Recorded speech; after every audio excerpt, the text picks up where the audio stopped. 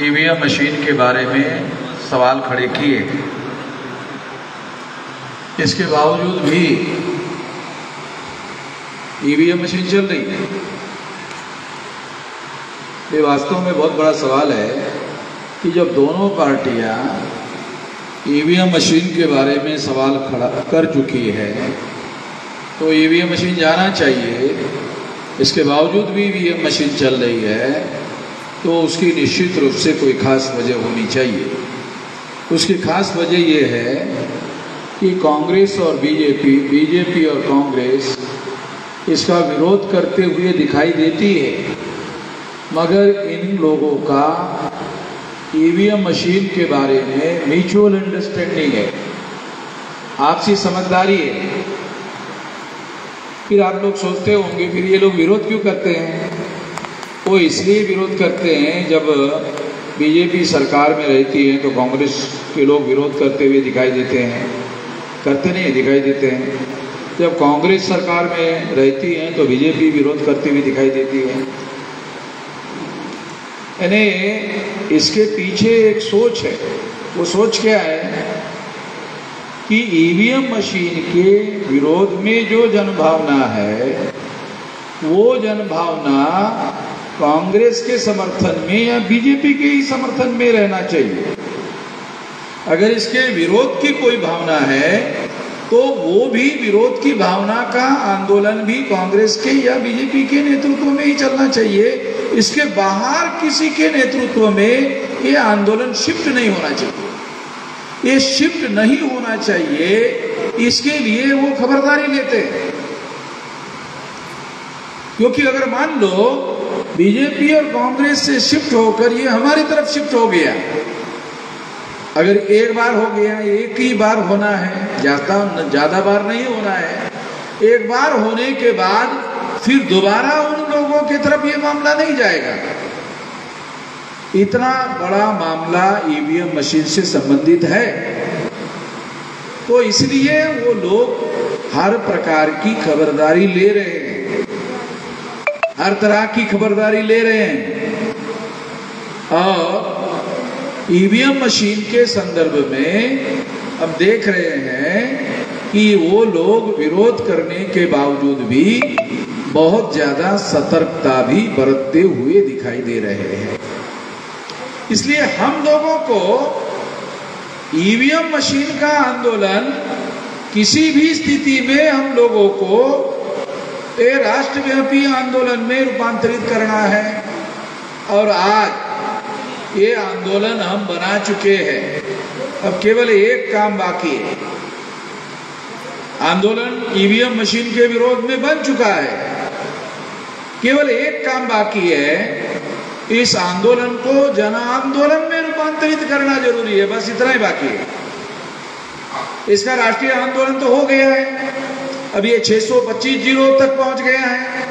ये जो विरोध है ये 625 जिलों में आने वाले समय में जेल भरो भी होगा, भारत बंद भी होगा, तो आंदोलन हो चुका है। अब केवल ये आंदोलन जन आंदोलन में रूपांतरित करना बाकी है। तो इसके लिए हमको क्या करना होगा? इसके लिए हम लोगों को, हमारे कार्यकर्ताओं को, जब हम कह रहे हैं कि हमारा आंदोलन कैडर बेस्ड ऑर्गेनाइजेशन है, तो हम लोगों को SC, ST, OBC माइनॉरिटी के बस्तियों में जाकर हम लोगों को ईवीएम मशीन के विरोध में स्थानिक स्तर पर कमेटियों का गठन करने का काम करना चाहिए। ये बूथ लेवल तक की कमेटियों का गठन करने का काम करना चाहिए। ये बात जानना समझना जरूरी है कि राष्ट्रीय स्तर का आंदोलन बाकायदा खड़ा हो चुका है। जब 625 जिलों में भारत बंद होगा तो आंदोलन तो खड़ा हो चुका है। और अगर आंदोलन खड़ा हो चुका है तो जो शासक वर्ग है फिर ईवीएम मशीन को क्यों नहीं हटा रहा है? ये आपके मन में सवाल आ रहा हो। तो वो लोग तब तक इसको नहीं हटाएंगे जब तक ये आंदोलन जन आंदोलन में रूपांतरित नहीं होगा। देखो, दो विकल्प होते हैं जब कोई नहीं सुनता है, जब कोई शासक नहीं सुनता है, तो एक विकल्प होता है जनांदोलन और एक विकल्प होता है हिंसा।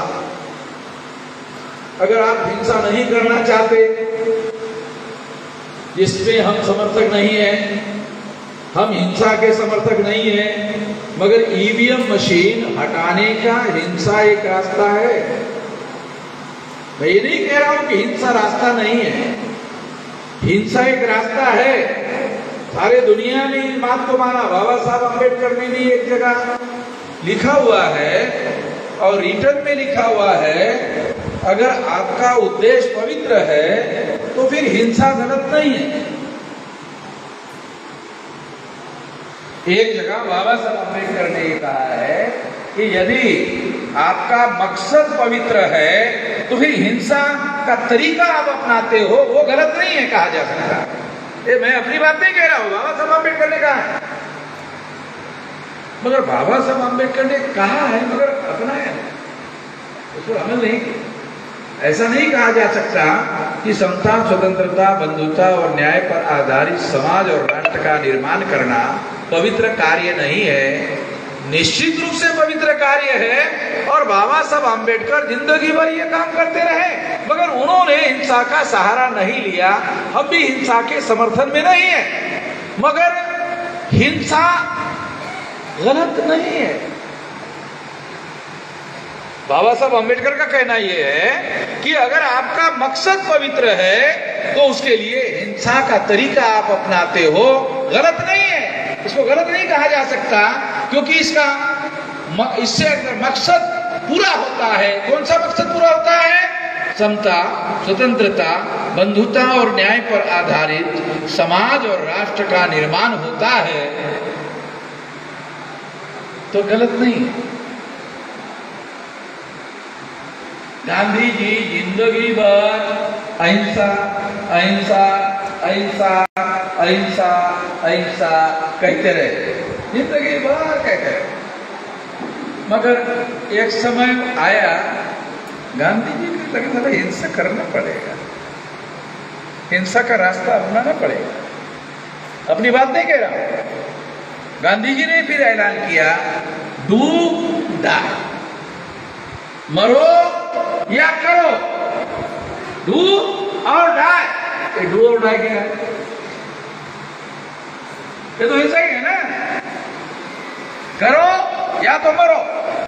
अब मरेगा कब आदमी? और हिंसा होगी तभी मरेगा। तो गांधी जी को भी, जिसके हम समर्थक नहीं हैं, वो भी जिंदगी भर अहिंसा अहिंसा अहिंसा कहते रहे, मगर डू और डाई का स्लोगन गांधी जी ने ही दिया। तो ये नहीं कहा जा सकता कि वामन मेश्राम हिंसा का भविष्य में सहारा नहीं लेगा, ऐसा नहीं कहा जा सकता। मगर आज मैं नहीं ले रहा हूं, आज मैं हिंसा का सहारा नहीं ले रहा हूं। हिंसा का सहारा लेने से ज्यादा खतरनाक और एक रास्ता है।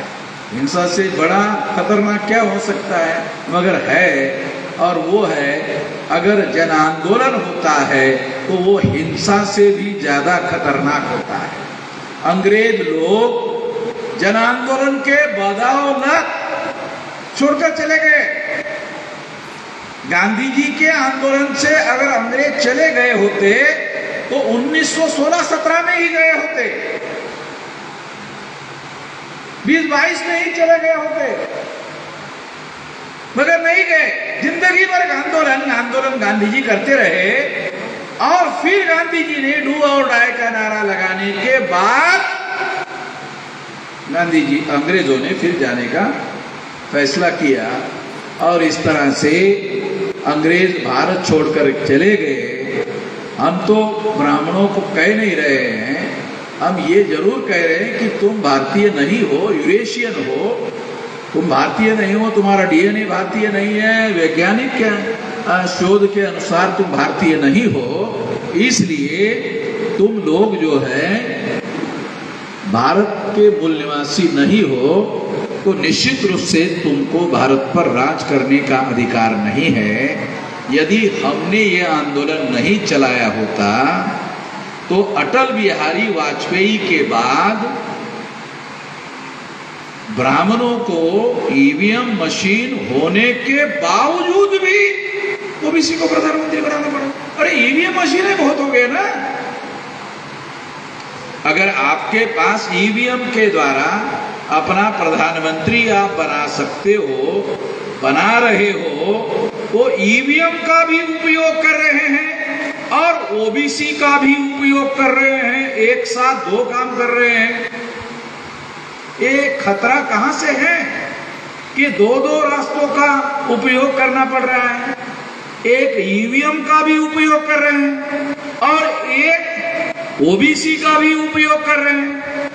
अगर आप ईवीएम का उपयोग कर रहे हैं तो सरकार आपकी आएगी, आपको चिंता करने की जरूरत नहीं है।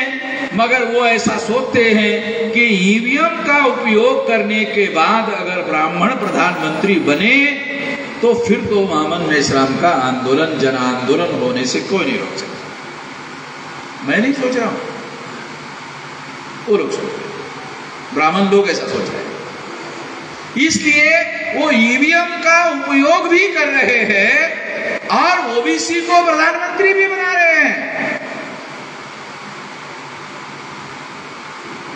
अगर ईवीएम का इस्तेमाल करने के बाद अगर उन्होंने ओबीसी को प्रधानमंत्री नहीं बनाया होता तो जन आंदोलन बनाने के लिए हम लोगों को ज्यादा समय नहीं लगता,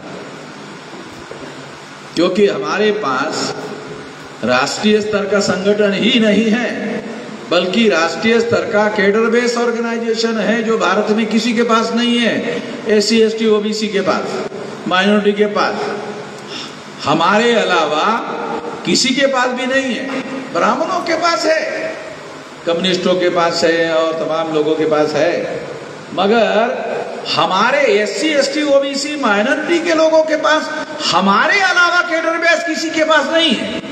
तो अगर हमारे अलावा किसी के पास नहीं है तो हमारे ही आंदोलन में जन आंदोलन बनाने के सारी संभाव्य ताकत छुपी हुई है, दूसरों के पास नहीं है। इसलिए ईवीएम का इस्तेमाल करने के बावजूद भी ओबीसी को प्रधानमंत्री बनाना पड़ रहा है।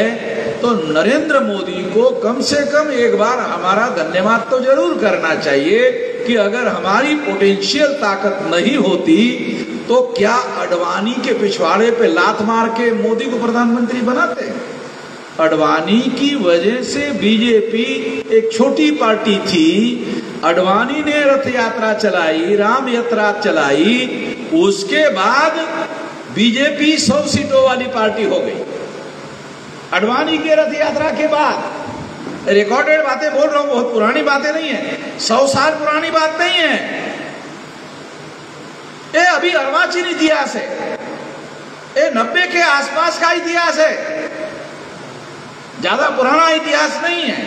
ये अडवाणी ने रथ यात्रा चलाई, क्योंकि हमारे लोग इन बातों को ध्यान नहीं रखते हैं, मगर हम लोग तो आंदोलन चला रहे हैं और हमको इसका सारा डाटा पता है। हमारे रिकॉर्ड में, इलेक्ट्रॉनिक रिकॉर्ड के अंदर हमारे पास सारा डाटा अवेलेबल है। तो अडवाणी ने रथ यात्रा चलाई, उसके बाद ही बीजेपी की 100 सीटें आई थी और अडवाणी के नेतृत्व की वजह से आई थी। अटल बिहारी वाजपेयी तो रथ यात्रा निकालने की ही विरोध में थे, वो ये बोलते थे कि इससे हिंसा भड़केगी। अडवाणी को भी मालूम था इससे हिंसा होगी, अडवाणी को मालूम नहीं था, ऐसा नहीं, मालूम था, अटल बिहारी को भी मालूम था, अडवाणी को भी मालूम था, फिर भी अडवाणी ने यात्रा निकाली। क्यों? क्योंकि ये जानता था, अडवाणी ये जानता था, हाँ इससे हिंसा होगी, मगर इस हिंसा से हिंदू मुसलमान का ध्रुवीकरण होगा, हिंसा होगी। अटल बिहारी को भी मालूम था, अडवाणी को भी मालूम था। तो अडवाणी को यह मालूम था जब हिंसा होगी तो हिंदू मुसलमान का ध्रुवीकरण होगा, एक साइड में मुसलमान होगा तो एक साइड में हिंदू होगा, कोई एससी नहीं होगा, कोई एसटी नहीं होगा, कोई ओबीसी नहीं होगा, ये सारा मिलाकर हिंदू होगा। और अगर ऐसा हुआ फिर तो फायदा बीजेपी का ही होगा, उनको भी मालूम था। तो इसलिए आडवाणी ने रथ यात्रा को नहीं रोका और उस रथ यात्रा के बाद ही पहली बार 2-4 सीटों में सिमटने वाली बीजेपी पार्टी 100 सीटों वाली पार्टी हो गई। और फिर उसके बाद ये आडवाणी ने बनाया, अटल बिहारी ने नहीं, आडवाणी ने ये पार्टी बहुत विशाल पार्टी बनाई और आडवाणी प्रधानमंत्री पद का पहले नंबर का क्लेम करने वाला आदमी होने के बावजूद भी उसने प्रधानमंत्री पद स्वीकार करने के बजाय अटल बिहारी वाजपेयी को प्रधानमंत्री बनाया।